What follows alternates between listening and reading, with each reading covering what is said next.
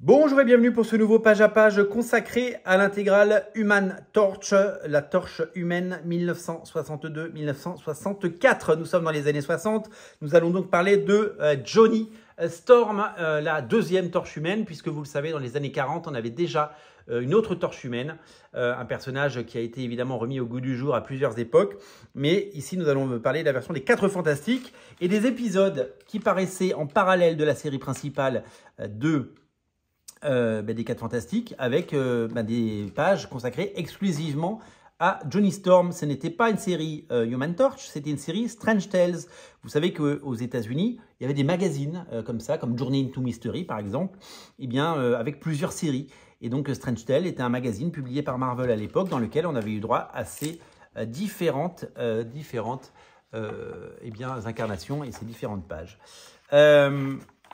Nous avons donc au scénario Stan Lee, évidemment, nous avons Larry Lieber, nous avons Robert Bernstein, Ernie Hart et Jerry Siegel. Jerry Siegel, et oui, le Jerry Siegel de Superman. Et au dessin, c'est Jack Davis et qu'est-ce que je dis, Jack Kirby, pourquoi j'ai dit Jack Davis, et Dick Ayer, que vous allez pouvoir donc découvrir. Voilà, un petit mot de Dick Ayer en 2006. Et on commence par Strange Tales numéro 101.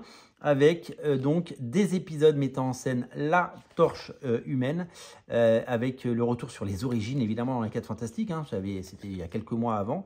Et donc voilà. Alors, ce qui est hyper étonnant, c'est de se dire que Jack Kirby dessinait à l'époque, il faisait plus de 100 pages par mois, Jack Kirby. Jack Kirby, donc 100 pages par mois. Alors là, c'était des épisodes courts. Hein. C'est-à-dire que dans Strange Tales, il ne faisait que les pages a priori, des cas de la torche humaine. Donc, ce qui veut dire qu'il y avait d'autres dessinateurs qui faisaient les autres pages. Mais il faisait quand même une centaine de pages par mois. Donc, il faisait les 4 Fantastiques, et puis en même temps, il faisait les X-Men, et puis en même temps, il faisait les Avengers, en même temps, il faisait Hulk, et en même temps, il faisait ces épisodes-là.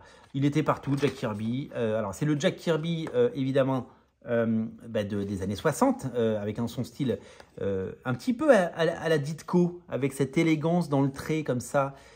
Avec ses visages comme ça, et son style va évoluer vers quelque chose de plus volumineux, de plus cubique par la suite, et ça donnera évidemment le style Kirby. Mais là, c'est encore un dessinateur qui vient de l'école des Young Romance, qu'il dessinait dans les années 50, et des comics de western qu'il a pu dessiner. Donc vraiment, un dessinateur qui a eu un parcours formidable, qui a tout créé chez Marvel, hein, et qui a évolué au fil des années. Donc l'élégance du trait, elle est évidemment au rendez-vous. Ces épisodes, évidemment, je dois vous avouer que je ne les avais absolument jamais lus. Je ne sais même pas où c'est sorti en version française avant ces intégrales, puisque je ne sais pas si c'est sorti ou si c'est de l'inédit. Évidemment, la rencontre avec Namor, voilà, regardez la puissance du trait. Donc voilà, on n'est pas encore sur ces gros volumes, mais on est dans une forme d'élégance et de trait particulièrement soigné et incroyablement séduisant. Voilà, donc avec évidemment ce génie et cette régularité, parce que c'est quelqu'un qui dessinait. Toujours avec Jack Kirby. Donc c'est vrai que Johnny Storm était un personnage très populaire, et donc il avait eu droit à ses propres sagas. Alors même si on voit les 4 Fantastiques, comme vous l'avez vu dans ces épisodes, parce qu'évidemment il y a toujours un lien qui se fait, et ça a toujours été la force de Marvel, de mettre des personnages dans d'autres séries pour les faire connaître, pour les faire apprécier, et puis pour créer un univers. Donc vraiment il y avait un côté visionnaire là-dedans, et puis comme le succès était au rendez-vous, parce que les 4 Fantastiques, c'est un titre qui avait marché.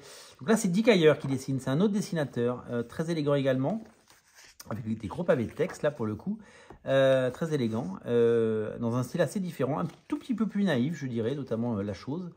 Ça c'est magnifique, hein, ça c'est vraiment super chouette. Là, c'est Jack Kirby, un épisode de 72 pages, c'était l'annual, bien sûr. Voilà, donc il était vraiment partout, et évidemment, il y avait du Spider-Man, dessiné par Jack Kirby, les tout débuts de Spider-Man, hein, également, un personnage qui vient évidemment depuis... Et alors là, on commence à voir, ah, c'est Dick Ayer, du style, là c'est vraiment, c'est marrant, hein, les dessinateurs s'affirment en fait quand et proposent quelque chose. Dick Ayer, c'est un dessinateur que je connais très peu, et c'est un dessinateur dont on ne se souvient pas, comme Kirby, Ditko. C'est incroyable ça, ces plans-là sont totalement fous, avec Captain America avec son slip, son slip de Superman par-dessus, son slip rouge, là c'est vraiment... génial. Vraiment, je suis totalement sous le charme, je dois vous avouer. C'est vraiment très joli. Et bah, c'est voilà, c'est tout un pan de l'histoire des comics. Ah, génial. Le maître des maléfices. Et ça, c'est vraiment très très chouette. Donc, toujours Dick Ayer. Donc, je pense que Jack Kirby était parti faire autre chose. Jack Kirby était parti certainement faire une autre série. Parce que c'était vraiment quelqu'un qui a énormément œuvré, énormément travaillé, énormément proposé de choses et créé. C'était un créateur de monde, de personnages, d'univers. Quand on voit tout ce qu'il a fait, regardez l'élégance, ça, regardez comme c'est joli l'ancrage et tout. C'est incroyable. Ça, non mais ça, c'est magnifique. Et c'est marrant parce qu'il y a un petit côté, je dirais deux choses. Quand on voit ce visage-là, je vois deux choses. Je vois un peu le travail de Michael Red avec ses gros traits pour l'ancrage. Et je vois du Nick Dragotta avec ses petits nez comme ça, avec ses visages. Nick Dragotta, c'est le dessinateur de Absolute Batman. Donc, il y a une vraie affiliation. Et là, il y a des pages en noir et blanc, les gens qui ont ces pages-là. Donc, c'est Heritage Auction. Donc, ces pages, ça veut dire qu'elles ont été à vendre. Alors là, les scans ne sont pas très propres, mais c'est pas grave. Ah, génial. C'est vrai que ces pages-là, elles sont incroyables. Human Torch 1962-1964, une intégrale magnifique, à ne rater sous aucun prétexte. C'est de toute beauté.